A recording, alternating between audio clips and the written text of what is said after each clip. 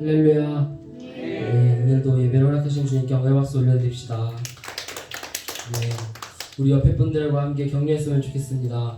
주님이 우리를 이 자리 가운데 부르셨습니다. 주님이 우리를 이 자리 가운데 부르셨습니다. 주님이 우리를 들어쓰십니다. 주님이 우리를 들어쓰십니다. 네, 시간 자리에서 일어나 함께 주님을 찬양합시다.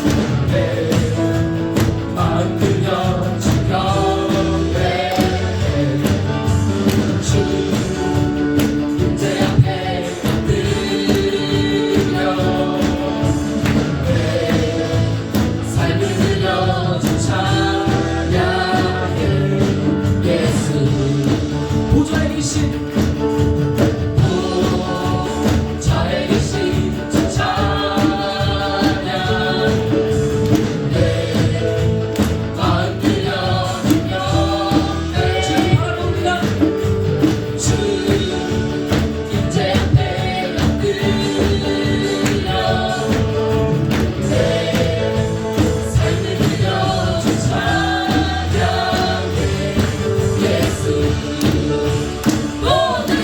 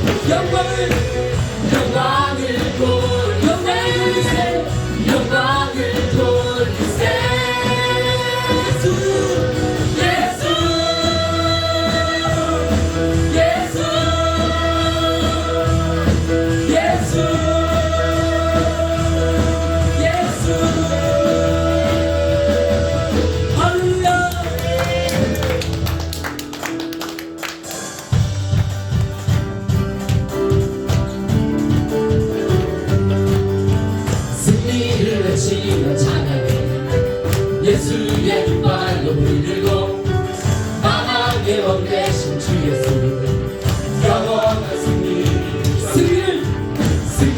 외치며 찬양해 예수의 깃발 높이 들고 만왕의 왕 되신 주 예수 영원한 승리 할렐루야 오 할렐루야 할렐루야 오 할렐루야 할렐루야 오 할렐루야 할렐루야 오 할렐루야 할렐루야 오 할렐루야 할렐루야 오 할렐루야 할렐루야 오 할렐루야 할렐루야 오 승리를 외치며 찬양해 예수의 깃발 높이 들고 만왕의 왕 되신 주 예수 영원한 승리를 외치며 찬양해 예수의 깃발 높이 들고 만왕의 왕 되신 주 예수 영원한 승리 할렐루야 오 할렐루야 할렐루야 오 할렐루야 할렐루야 오 할렐루야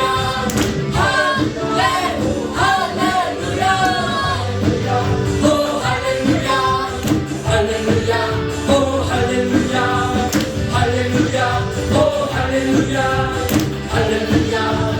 할렐루야 우리를 위해 죽으신 주 십자가 죄의 것을 끊어내 기쁨과 찬송 되신 주 영원한 구원 우리를 위해 죽으신 주 예수의 십자가 죄의 것을 끊어내 기쁨과 찬송 되신 주 영원한 구원 할렐루야 오 할렐루야 할렐루야 오 할렐루야 할렐루야 오 할렐루야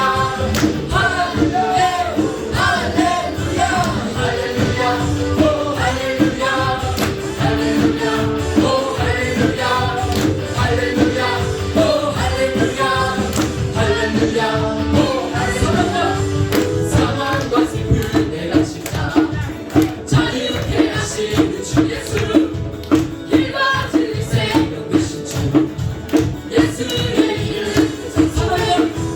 사망과 슬픔 내가 십자 자유케 하시는 주 예수 길과 진리 생명 되신 주 예수의 이름 할렐루야 오 할렐루야 할렐루야 오 할렐루야 할렐루야 오 할렐루야 할렐루야 할렐루야 오 할렐루야 할렐루야 오 할렐루야 할렐루야 오 할렐루야 할렐루야 오 할렐루야 사랑과 슬픔 내가 진짜 자유케 하신 주 예수 길과 진리 생명 되신 주 예수의 이름 사랑과 슬픔 내가 진짜 주 예수 길과 진리 생명 되신 주 선포합니다 할렐루야 오 할렐루야 할렐루야 오 할렐루야 할렐루야 오 할렐루야 할렐루야 오 할렐루야 할렐루야 오 할렐루야 할렐루야 오 할렐루야 할렐루야 오 할렐루야 승리하신 주님을 찬양합니다.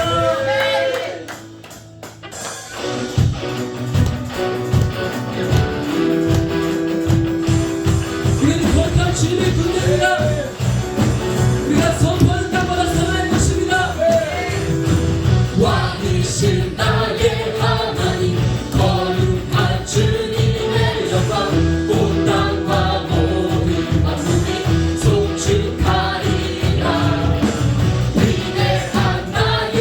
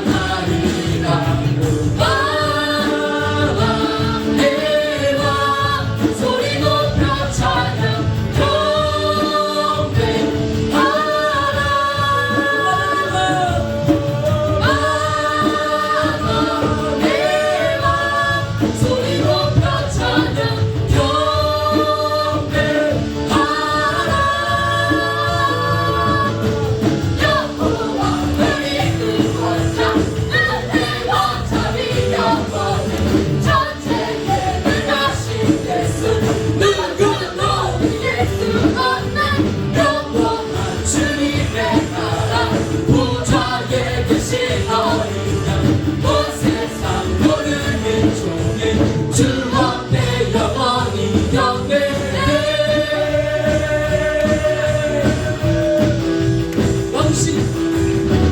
왕이신 나의 하나님 거룩한 주님의 영광 온 땅과 모든 만물이 송축하리 전진합니다.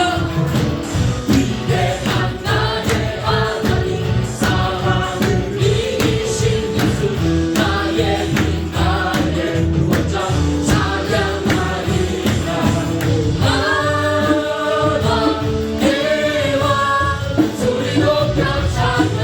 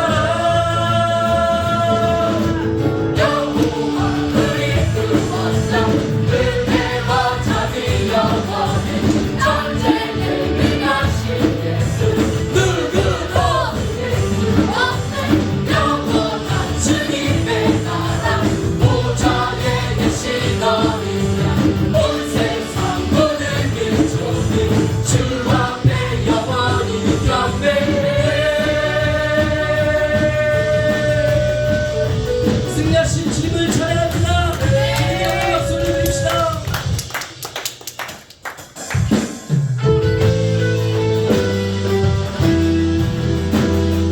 우리 주님은 구원의 하나님이십니다. 거룩한 여호와 하나님이십니다. 함께 선포하며 나아갑시다.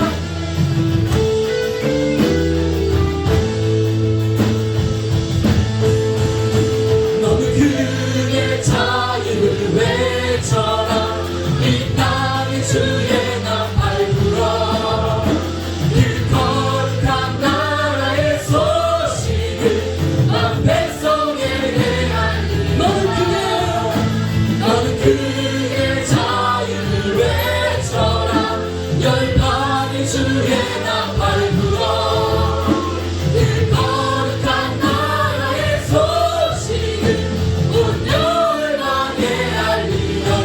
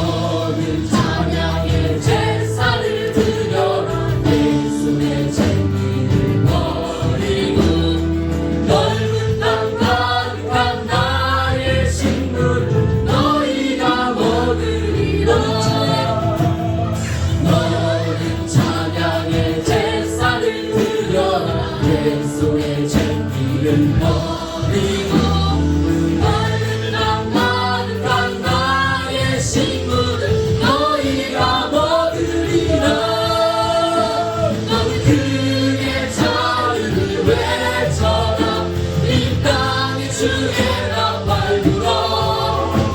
그 거룩한 나라의 소식을 한 백성에게 알리려라. 너는 그의 자유를 외쳐라. 열방의 주의 나팔 불어. 그 거룩한 나라의 소식을 온 열방에 너는 그의 자유를 외쳐라. 이 땅의 주의 나팔 불어. 그 거룩한 나라의 소식을 한 백성에게 너는 그의 자유를 외쳐라. 열방의 주의 나팔 불어. 그 거룩한 나라의 소식을 온 열방에 알리려라. 나는 너희의 하나님이라. 약속한 땅을 내게 주리라. 나는 너희의 여호와 너희를 인도한 하나님이라. 나는 너희의 하나님이라. 약속한 땅을 내게 주리라. 나는 너희의 여호와 너희를 인도한 하나님. 나는 너희의 하나님이라. 약속한 땅을 내게 주리라. 나는 너희의 여호와 너희를 인도한 하나님. 나는 너희의 하나님이라. 약속한 땅을 내게 주리라. 나는 너희의 여호와 너희를 인도한 하나님이라. 너는 그의 자유를 외쳐라. 이 땅의 주의 나팔 불어. 그 거룩한 나라의 소식을 모든 백성에게 알리려라. 너는 그의 자유를 외쳐라. 열방의 주의 나팔 불어. 그 거룩한 나라의 소식을 한 열방에 알리려라. 너는 그의 자유를 외쳐라. 이 땅의 주의 나팔 불어. 그 거룩한 나라의 소식을 한 백성에게 알리려라. 너는 그의 자유를 외쳐라. 열방의 주의 나팔 불어. 그 거룩한 나라의 소식을 온 열방에 알리려라. 우리 시간 함께 기도합시다. 주님 열방을 자유케 하여 주시옵소서. 모든 죽음의 권세 끊어주시옵소서. 거룩한 주님의 나라로 다 일어나게 하여 주시옵소서. 모든 어둠의 권세 떠나고 모든 민족 사랑하게 하옵소서. 함께 기도합시다.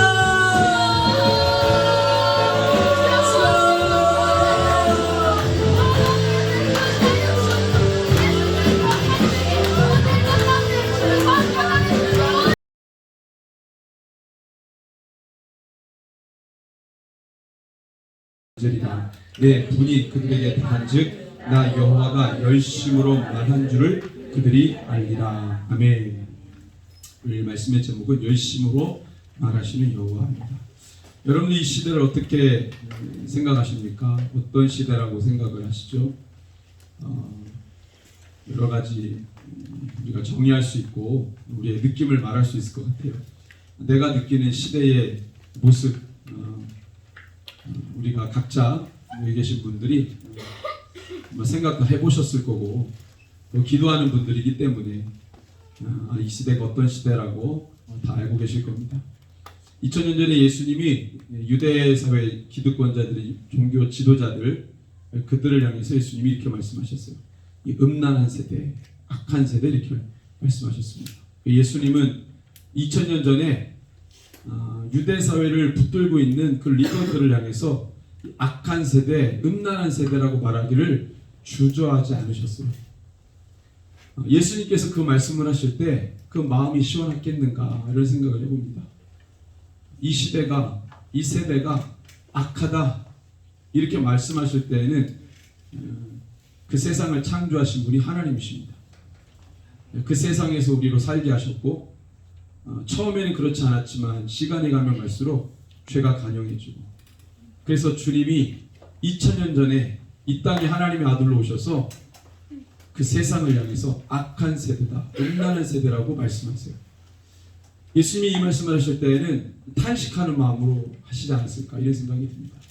예수님이 예루살렘 성전에 들어가시고 난 다음에 사복음서가 이 모든 복음서가 그것을 기록하는데 특별히 누가복음 19장에 보면 예루살렘 성을 바라보시면서 예수님이 우셨다 이렇게 기록해요. 그러면서 나오는 얘기가 예루살렘의 앞으로 닥쳐질 운명에 대해서 이미 말씀하시고 그리고 우신 거죠. 이미 하나님은 이 세상이 어떻게 갈지 알고 계십니다. 이 세상의 끝을 알고 계시죠. 그래서 이 세상을 향해서 죄다, 악하다, 음란하다, 더럽다, 내가 심판하지 않을 수 없다라고 말씀하실 때 주님은 울고 계시는 거죠. 탄식하시는 거죠. 아파하시는 거죠. 내가 손수 짓고 세우고 만든 이 세상을 주님이 손수 심판하시고 무너뜨리실 때 주님의 마음은 실로 참담하다. 우리가 에스겔서 말씀을 보면서요 그 주님의 마음을 느끼는 겁니다. 참담한 주님의 마음, 울분이 느껴지고 주님의 통곡이 느껴지는 게 바로 에스겔서입니다.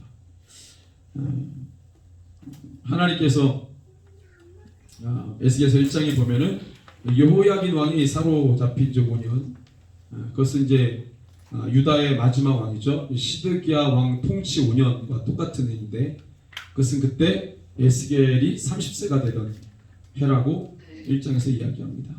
그때 하나님이 에스겔을 부르시죠. 부르실 때 에스겔이 부름받은 그 땅은 에스겔조차도 포로민으로 바벨론 땅에 와서 바벨론 사람들조차도 살지 않는 버려진 땅에 포로민으로 끌려온 유대 사람들이 정착지를 이루어서 살아가고 있었어요. 그래서 아주 참담한 상황 가운데 소망이란 것을 찾아볼 수 없는 그 절망이 가득한 그 땅에서 하나님이 에스겔을 부르시는데요. 에스겔은 제사장이었잖아요.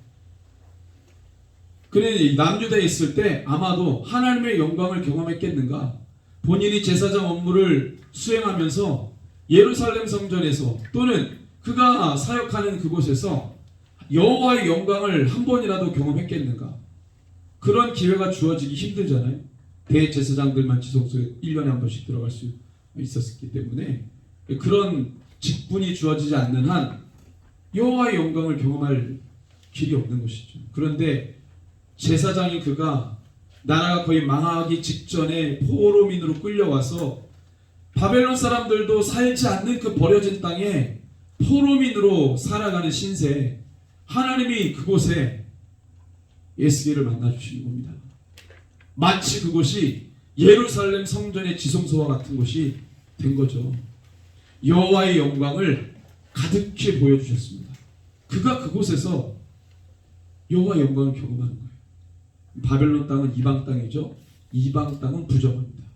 그래서 유대인들이 이방 땅을 돌고 왔다 하면 부정한 상태이기 때문에 그걸 정결하게 하는 기간을 가져야 됐어요.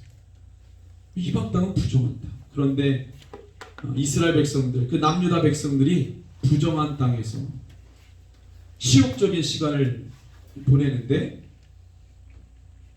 제사장인 에스겔을 그 포로민 정착촌에서 당신의 영광을 가득히 다 보여주시는 거죠. 여러분들 바라기는 이 자리가 그발 강가가 되기를 원합니다. 데라비비라고 말하는 그 버려진 황무한 땅이라고 말하는 그 장소, 하나님의 영광이 부어지지 않을 것 같은 우리의 삶의 현장들 있잖아요. 그것이 그발 강가가 되어서 우리가 하나님의 영광을 그곳에서 체험하기를 소원합니다. 우리가 서 있는 그곳이 주님, 세상으로부터 보면은 소망이 없지만 그러기 때문에 우리가 주님께만 소망을 둡니다. 주님이 소망이 되셔서 나의 삶의 현장에 주님의 영광으로 나타내 주십시오. 이것이 우리의 기도 제목이 되어야 할 줄로 믿습니다. 그발 강가. 하나님이 그곳에서 에스겔을 불러주신 겁니다. 여러분들, 하나님의 사람들은 광야로 나와야 주님의 영광을 경험하는 겁니다. 세상에 둘러싸여 있으면 하나님의 임재를 경험하기가 쉽지가 않잖아요. 거기에는 나의 기득권이 있고 나의 소유를 주장하고 나의 권리를 주장하는 곳인데 그것을 다 쥐고 있으면 어떻게 하나님의 영광을 경험하겠어요? 그래서 광야는 자기의 모든 것을 버리는 곳입니다.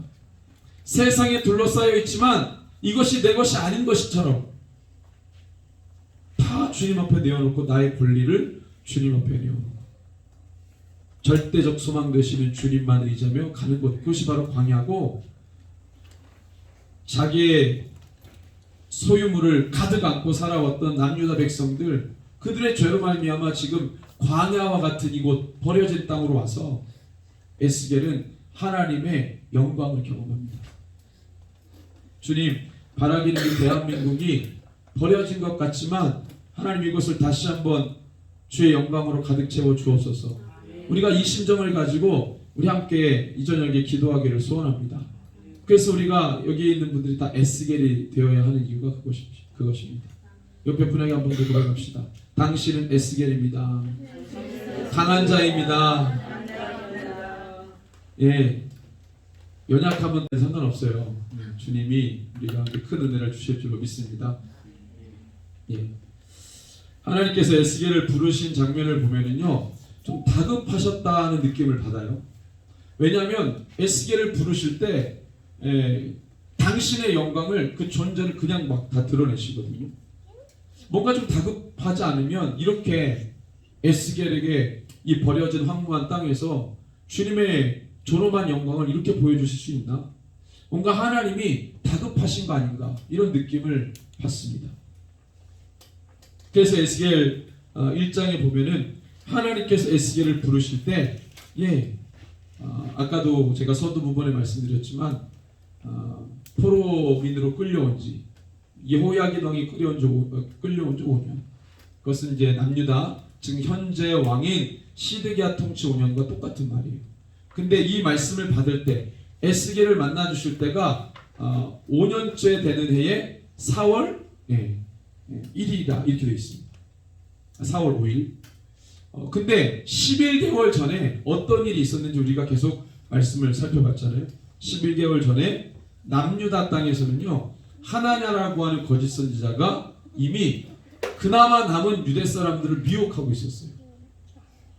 그때는 2차 포로가 이제 2차 포로민들이 끌려간 상황이었기 때문에 사실은 남유다 땅에 남아있는 자가 없었어요. 그럼에도 불구하고 마지막 얼마 남지 않은 그 유대 사회를 지탱하고 있는, 간당간당 지탱하고 있는 그 상황 속에서 하나냐라고 하는 거짓 선지자가 나와가지고 그 남은 자들도 미혹하고 있었다는 겁니다. 그리고 말씀이 4년에 그런 일이 일어나고 예레미야 9년 때, 그러니까 시드기야 왕 통치 9년에 가서야, 그때는 느부갓네살이 완전히 남유다를 멸망시키기 위해서 어마어마한 군대를 끌고 와가지고 성을 에워싼 상태였어요. 2년 동안 에워싸고 마지막 11년째 되는 해 남유다가 완전 멸망하잖아요. 그게 시드기야 9년째 있었던 일입니다. 그때까지 하나님이 예레미야에게 남유다에 대해서 어떤 예언도 하지 못하게 해요. 말씀을 주지 않으세요. 왜 그렇습니까? 시드기야 4년에 이미 마지막 남은 자들도 하나냐를 통해서 다 미혹이 됐어요. 그래서 그들의 마음을 돌이키려고 하지 않습니다. 이미 결정났다. 그리고 11개월 후에 바벨론 땅에는 에스겔에게, 에스겔서 4장에 보니까 완전히 심판을 작정하신 예언을 에스겔에게 말씀하신 거예요. 그게 우리가 에스겔서 4장 내용이었습니다. 그 내용을 보면은 하나님께서 혹독하게 예레미야 남유다를 심판하시는 내용이 나와 있어요. 우리가 지난번에 함께 살펴봤는데 북이스라엘을 위해서는 390일, 북이스라엘이 지었던 죄를 담당하기 위해 390일 동안 왼쪽으로 누워 있으라. 남유다의 죄를 담당하기 위해서는 오른쪽으로 40일을 누워 있으라. 도합 430일을, 그러니까 1년 2개월 10일이에요. 이 기간 동안에 에스겔은 하루에 도너츠 2개 양의 보리떡 그리고 이 물 3컵 정도의 양을 먹으면서 섭취하면서 430일을 버텼습니다. 그리고 멸망당할 직전에 남유다를 위해서 예언을 하도록 주님이 명하셨던 거예요. 그런데 그렇게 혹독하게 하나님이 에스겔에게 그 예언을 하게 하시고 난 다음에 결국 586년도에 남유다가 멸망하잖아요. 그 멸망할 때 그 참혹함을 예레미야가 글로 남겼습니다. 예레미야 애가 2장 말씀을 함께 보겠습니다. 예레미야 애가 2장.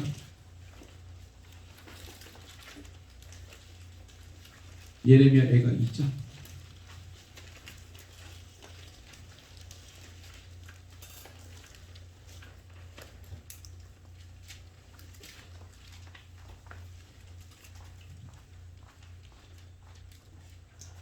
네, 예레미야 애가 2장에 보면은요 6절 7절을 한번 같이 읽겠습니다. 6절 7절 시작. 주께서 그의 초망을 동산처럼 헐어버리시며 그의 절기를 배하셨도다. 여호와께서 시온에서 절기와 안식일을 잊어버리게 하시며 그가 진노하사 왕과 제사장을 멸시하셨도다. 여호와께서 또 자기 제단을 버리시며 자기 성소를 미워하시며 궁전의 성벽들을 원수의 손에 넘기셨음에 그들이 여호와의 전에서 떠들기를 절기의 날과 같이 되었도다.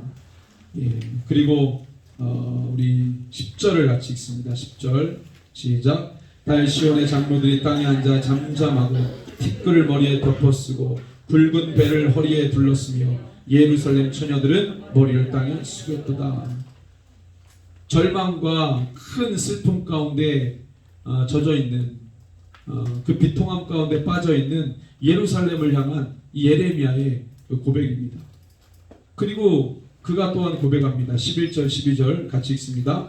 내 눈이 눈물에 상하며 내 창자가 끊어지며 내 간이 땅에 쏟아졌으니 이는 딸 내 백성이 패망하여 어린 자녀와 젖먹는 아이들이 성읍 길거리에 기절함이로다. 그들이 성읍 길거리에서 상한 자처럼 기절하여 그의 어머니들의 품에서 혼이 떠날 때에 어머니들에게 이르기를 곡식과 포도주가 어디 있느냐.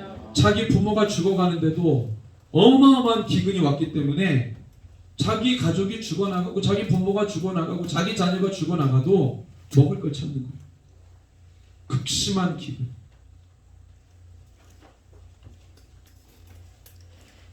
그리고 그 땅에 기근이 어마어마한 기근으로 하나님이 치실 때 그 땅에 어떤 일이 벌어집니까? 우리 20절을 같이 읽습니다. 20절.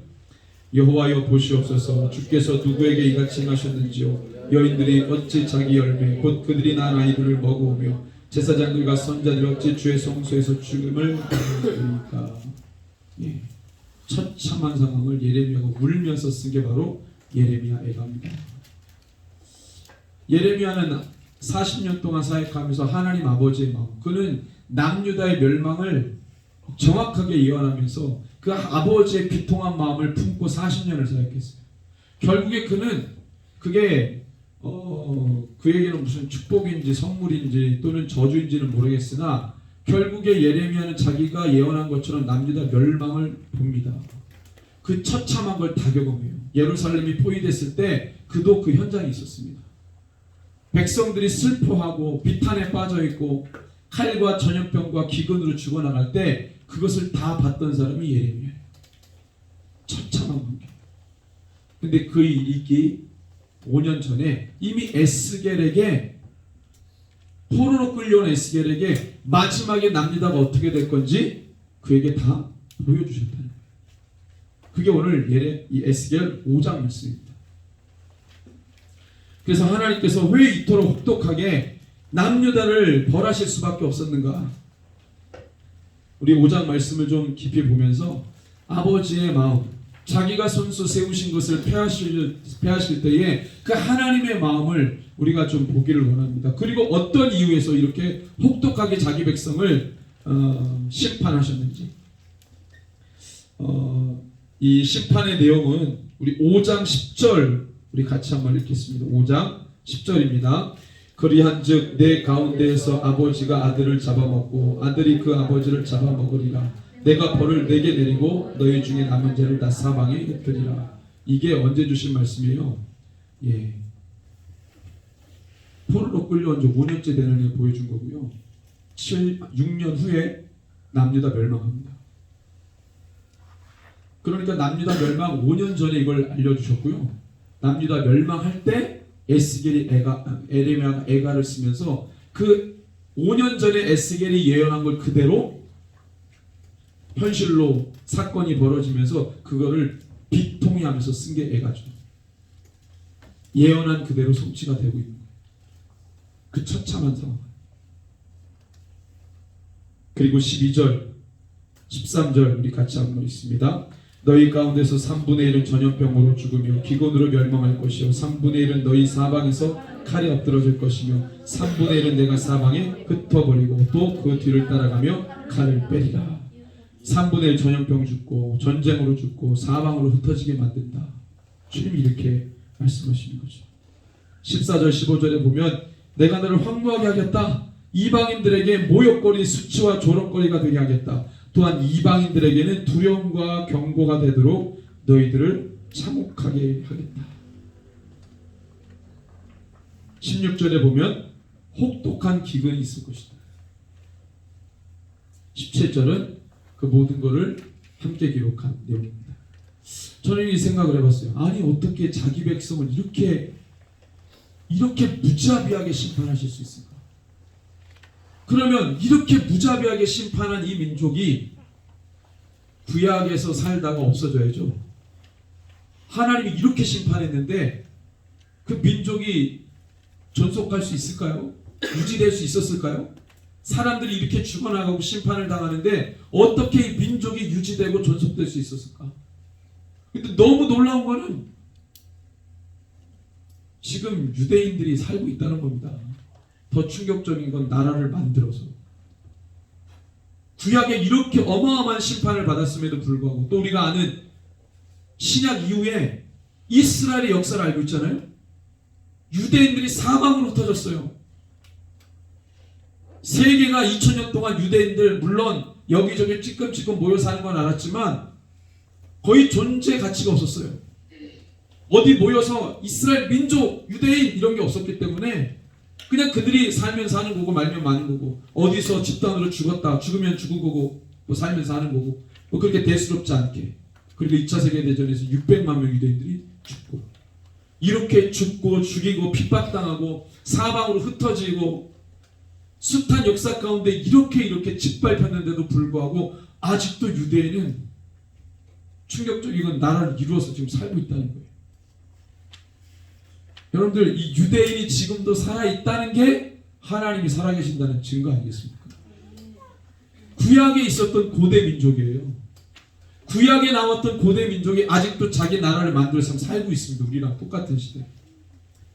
그들은 우리가 알고 있는 그 하나님을 아직도 여호와라고 부르면서 믿고 살고 있잖아요. 그 땅에서.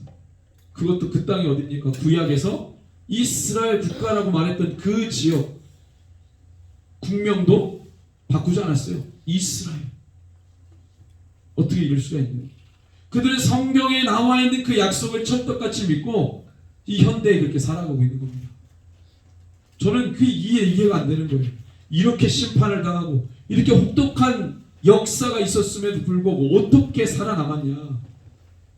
어떻게 살아남았을까요? 비결이 뭡니까?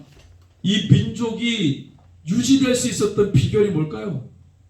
자녀들에게 대물림되는 학습된 이 종교 교육, 민족의 교육, 우리의 정체성, 아이덴티티가 어떤지 막 얘기했던 그 흐름들, 제가 볼 때는 하나님의 약속 때문에 있는 겁니다. 하나님이 약속하셨기 때문에, 주님의 예언 때문에 이 민족이 아직도 유지되고 있다는 거예요.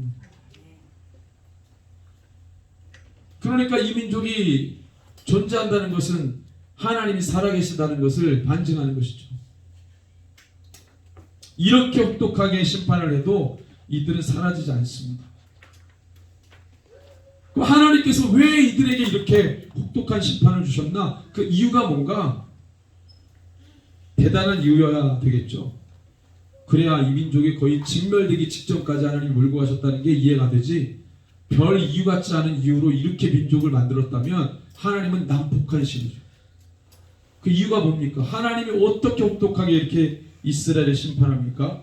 네, 우리 5절에서 9절 말씀이 이유입니다. 우리 5절에서 9절을 읽고 11절을 읽습니다. 시작. 주 여호와께서 이와 같이 이르시되 이것이 곧 예루살렘이라 내가 그를 이방인 가운데 두어 나라들이 둘러있게 하였거늘 그가 내 규례를 거슬러서 이방인보다 악을 더 행하며 내 율례도 그리함이 그를 둘러있는 나라들보다 더하니 이는 그들이 내 규례를 버리고 내 율례를 행하지 아니하였음이니라. 그러므로 나 주 여호와가 말하노라 너희 요란함이 너희를 둘러싸고 있는 이방인들보다 더하여 내 율례를 행하지 아니하며 내 규례를 지키지 아니하고 너희를 둘러있는 이방인들의 규례대로도 행하지 아니하였느니라. 그러므로 나 주 여호와가 말하노라 나 곧 내가 너를 치며 이방인의 목전에서 너에게 벌을 내리되 내 모든 가증한 일로 말미암아 내가 전무후무하게 내게 내릴지라.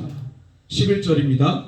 그러므로 나 주 여호와가 말하노라 내가 나의 삶을 두고 맹세하노니 너가 모든 미운 물건과 모든 가증한 일로 내 성소를 더럽혔은즉 나도 너를 아끼지 아니하며 긍휼을 베풀지 아니하고 미약하게 하니. 이렇게 말씀하세요.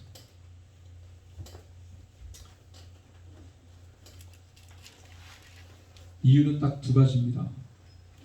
첫 번째는 하나님의 규례를 버리고 율례를 행하지 않는다. 이게 이유예요. 두 번째, 하나님의 성소를 더럽혔다. 하나님의 말씀을 어겼다. 하나님의 성소를 더럽혔다. 이 두 가지가 이 민족을 부모가 자식을 잡아먹게 만들고 혹독한 기근으로 인해서 처참한 경험들을 하게 만들고 칼에 죽임을 당하고 그 참혹한 고통을 당하면서 더 수치스러운 거는 이방 땅으로 다 끌고 가고 그 부정한 상황들을 수십 년 동안 경험하게 하는 이 혹독한 경험을 이스라엘에게 하게. 이유가 뭐냐면 내 말 안 들었다, 내 성소를 더럽혔다. 이 두 가지입니다. 근데 이해가 되십니까? 그럼 주님의 말을 안 들었다, 주님의 성소를 더럽혔다가 이 어마어마한 경험을 하게 하는 이유라면 이 두 가지 이유는 매우 중요한 이유라는 것입니다. 하나님의 말씀을 어겼다, 하나님의 말씀을 지키지 않았다라는 이 문제가 여러분들 우리에게는 굉장히 중요하게 생각해 봐야 될 신앙의 모습이라는 겁니다. 하나님의 말씀을 어겼다. 주의 성소를 더럽혔다는 것도 마찬가지죠.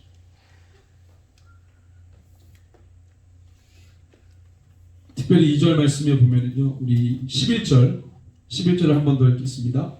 그러므로 나 주 여호와가 말하노라 내가 나의 삶을 두고 맹세하노니 너가 모든 미운 물건과 모든 가증한 일로 내 성소를 더럽혔은즉.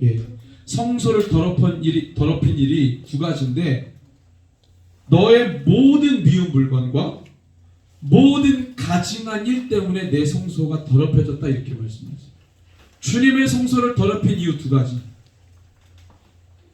너의 모든 미운 물건과 가증한 일로, 이거예요. 미운 물건 시쿠츠라고 하는 단어입니다.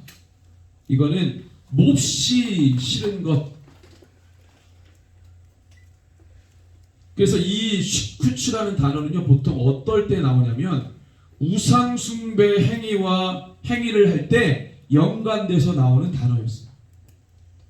이스라엘 백성들이 하나님을 버리고 어떤 다른 우상들을 섬길 때 함께 연동돼서 나오는 단어가 이 시쿠츠라는 단어입니다. 그러니까 하나님이 우상 숭배를 몹시 싫어하는 것.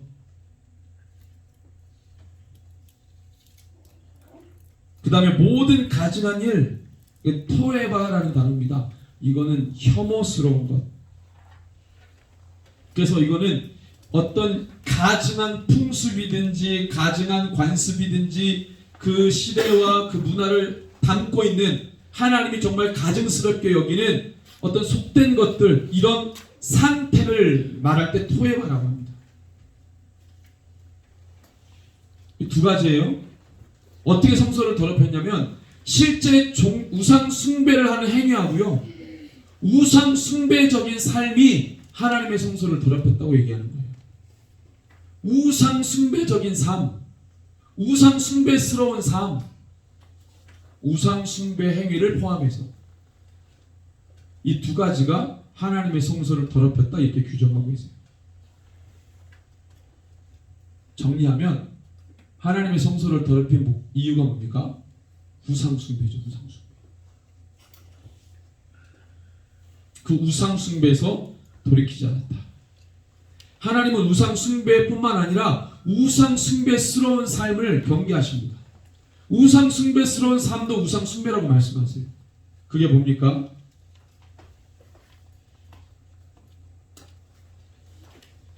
우리 에스겔서 14장 3절 말씀을 한번 읽겠습니다. 에스겔서 14장 3절.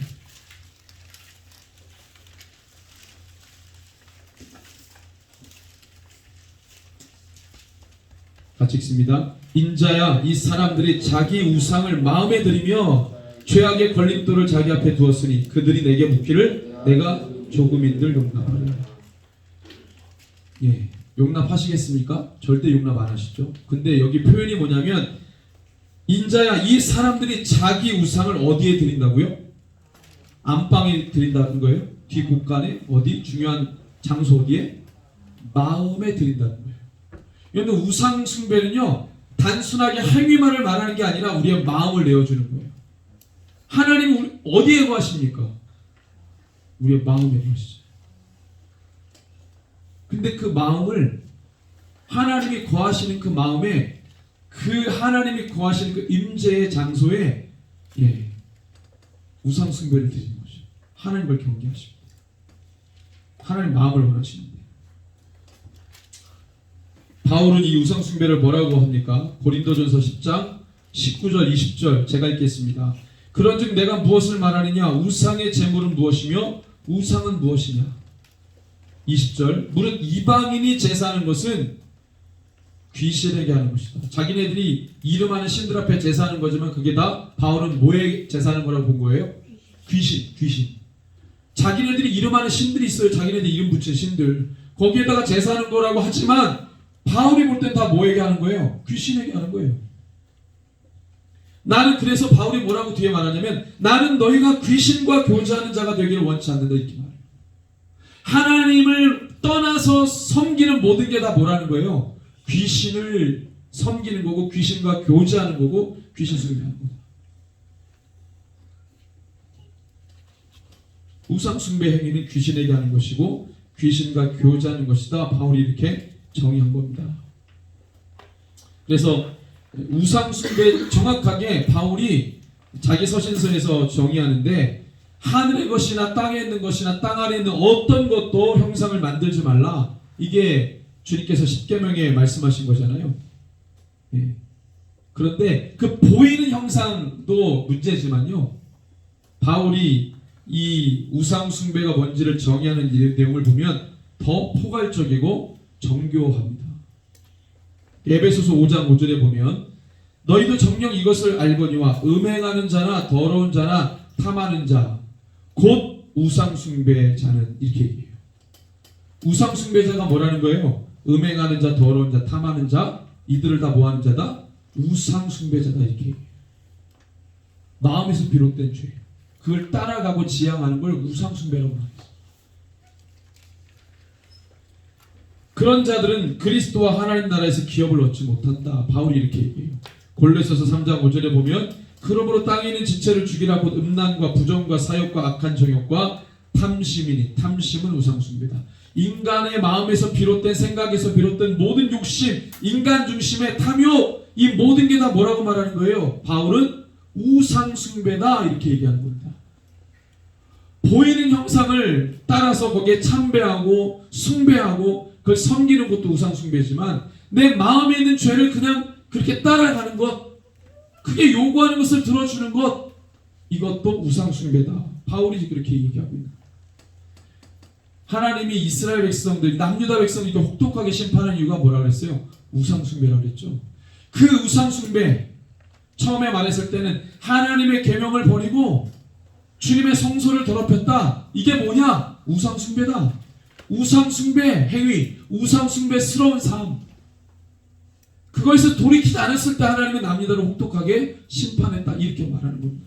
근데 그 우상숭배의 정의를 우리가 이렇게 신약적으로 파고 들어가면 우리가 잠깐 하나님을 버리고 우리가 잠깐 세상의 마음에 두고 우리의 욕심을 따라가고 그 삶에서 돌이키지 않는다면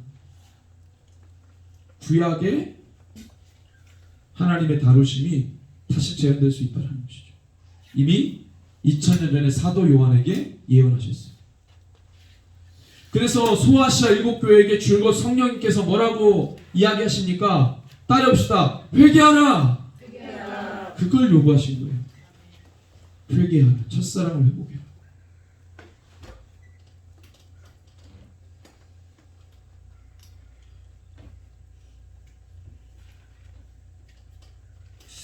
남유다 백성들이 성전이 있었고 또 제사장도 있었고 종교 지도자들이 버젓이 활동하고 있었어요. 장로들이 있었고 율법이 있었습니다. 절기가 그대로 돌아가고 있었어요. 그럼에도 불구하고 그들은 하나님을 경외하지 않습니다. 종교를 유지하는 장치들은 있었지만 중요한 것은 그들의 삶에, 그들의 마음의 생각에 하나님이 없었어요.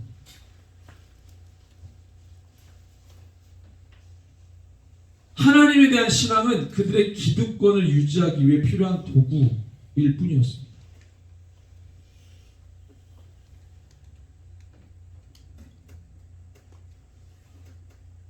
그래서 하나님이 오히려 너희들이 율법도 버리고 나의 가르침도 내팽개치고 나도 경외하지 않고 그렇지만 너희들 주변에 있는 민족들이 행하는 자기들의 규례만큼도 너희는 못 살고 있다. 이런 충격적인 얘기를 자기 백성에게 하세요. 이 말은 뭐냐면 원래 이민족보다도 더 높은 수준을 유대 사람들에게 원하셨던 게 하나님의 기준인데 계속 하나님의 법에서 떠나다 보니까 수준 자체가 주변에 있는 이민족들이 만든 자기네들의 규례보다도 못한 일이 돼버린 거예요. 우리가 그리스도인인데 하나님의 법 안에서 그리스도의 법을 이루면서 살아가는 우리인데 하나님의 본질, 복음의 본질을 지켜가며 살아가는 우리인데 세상의 요구 들어주느라고 하나님의 본질 다 내팽겨치고 세상 것을 환호하고 받아주고 수용하면 세상이 와 칭찬해주고 그럴 줄 알고 주님의 본질은 다 잊어버리고 세상 맞추다가 나중에 세상이 교회를 어떻게 하겠어요? 짓밟는 거죠. 그걸 모르는 거예요. 그러다 보니까 하나님 우리에게 이렇게 말씀하시는 거죠. 너는 내 본질을 다 잊어버리고 네 주변에 살아가는 난 크리스찬들보다도 못한 삶을 사는 거예요. 충격적이죠. 우리가 우리의 본질을 지킬 때 그때 세상이 처음에는 미워하고 증오하지만 나중에 인정하게 되는 것이죠. 근데 그걸 못 참는 거죠. 마치 우리가 그렇게 들어주면 세상이 우리에게 우리를 환영하고 받아주고 칭찬하고 아니요. 세상은 교회를 미워합니다. 근본적으로 미워해요. 어리석은 것이죠. 우리 에스겔 5장 7절을 한번 읽습니다. 5장 7절 시작. 그러므로 나 주 여호와가 말하노라 너희 요란함이 너희를 둘러싸고 있는 이방인보다 더하여 내 율례를 행하지 아니하며 내 규례를 지키지 아니하고 너희로 둘러있는 이방인들의 규례대로도 행하지 아니하느니라.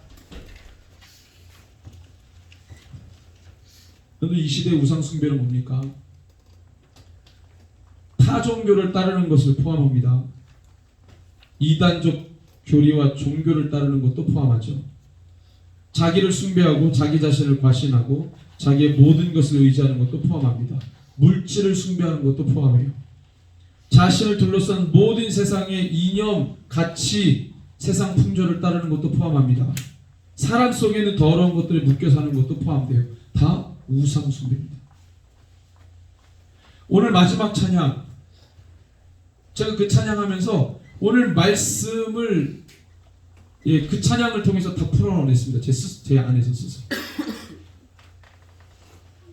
하나님이 주신 음식, 영원한 말씀의 법을 우리가 섭취할 때 우리는 진짜 자유하게 되는 것이죠. 우리가 자유하게 되면 묶인 자들을 향해서 자유하라고 선포할 수 있는 겁니다. 내 삶도 묶여있는데 누구를 자유케 합니까? 내가 하나님의 말씀하고 떠나 사는데 누구를 자유케 한다는 말이에요. 아무도 자유케 할 수 없어. 아무도. 하나님의 말씀 찔끔, 세상 것 찔끔 전혀 그렇지 않아요. 우리는 세상을 향해서 복음 들고 자유를 선포하는 자들입니다. 희년을 선포하는 자들.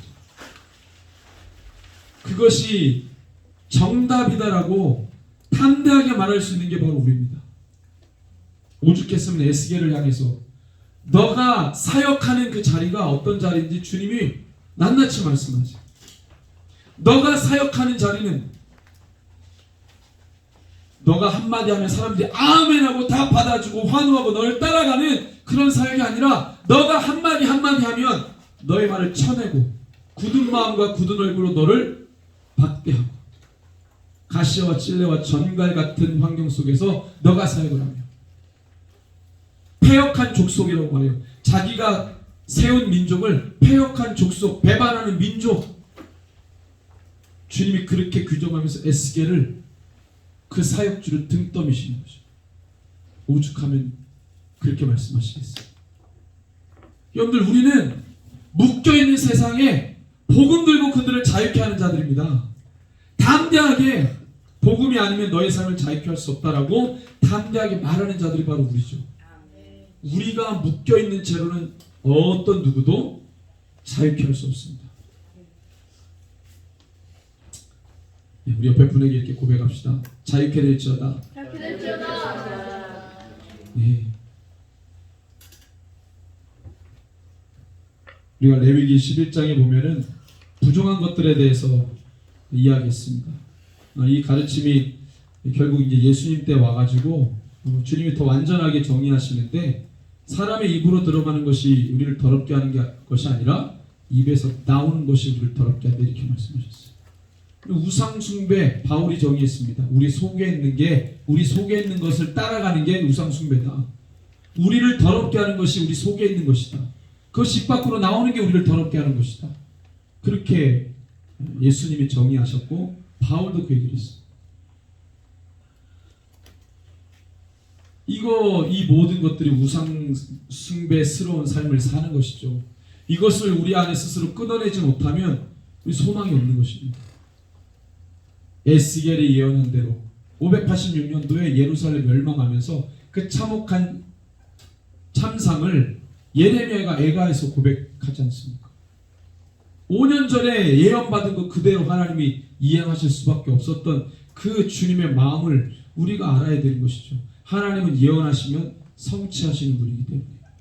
그럼 우리는 그 예언을 아는 우리들은 어떻게 살아야 합니까? 이미 사도 요한에게 보여주신 모든 예언들, 우리에게 어떻게 살라고 말씀하신, 준비하라고 말씀하신, 우리는 마지막 주님 다시 오심을 준비하는 자들 아닙니까? 우리는 무엇을 준비해야 됩니까? 우리 무엇과 싸워야 합니까? 한국교회는 마지막 때 어떤 역할을 해야 합니까? 지역의 모든 로컬 처치들은 무엇을 준비해야 됩니까? 자기 목회를 해야 됩니까? 자기 성을 쌓아야 합니까? 무엇을 위해서 주의 나라를 섬겨야 합니까? 주님의 나라는 충주 땅에만 임하지 않습니다. 주님의 나라는 온 열방 가운데 임합니다. 우리 충주만 임하시옵소서 이렇게 하지 않잖아요. 열방 가운데 주의 나라가 임하시옵소서. 마지막 때 주님의 명령을 기억하시기 바랍니다.